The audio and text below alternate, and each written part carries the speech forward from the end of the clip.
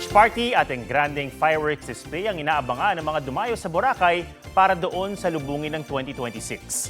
May live report si Kim Salinas ng GMA Regional TV. Kim. Atom, makukulay, magical at world-class na fireworks display.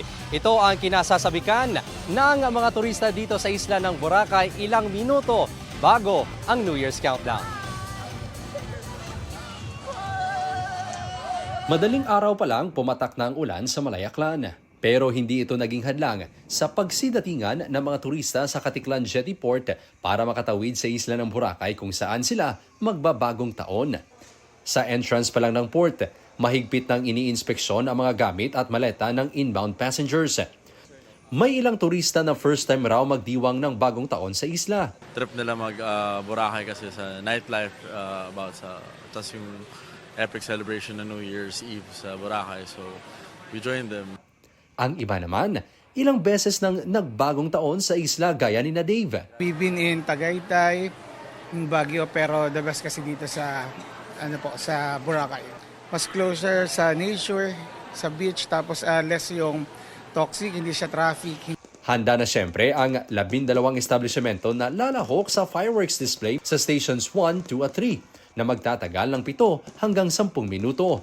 May beach parties, banda, at iba't ibang night activities din. All set na sila. Dinangamo na sila is ang security and safety na lang, no? Ang nagkukabang ka. Kaya nga Bureau of Fire and Inspection ng Coast Guard na ang safety na narang mag-handle ng papalupok. Habang naghihintay ng New Year's Eve, ini-enjoy muna ng mga turista ang picture-taking sa ilang tourist spots sa isla, gaya ng Willis Rock. We saw it on social media a lot, TikTok. So we wanted to see it. It's beautiful, lovely people, the view is stunning, good food.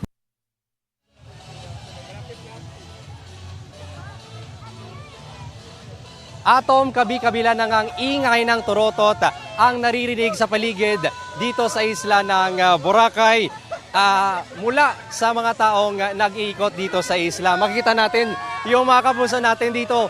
Party mode talaga mga kapuso. And of course, habang naglilinis, Atom, Happy New Year na lang sa'yo. Hindi na makarinigan dito sa isla ng Boracay. Happy New Year mga kapuso. Happy New Year at maraming salamat Kim Salinas ng GMA Regional TV.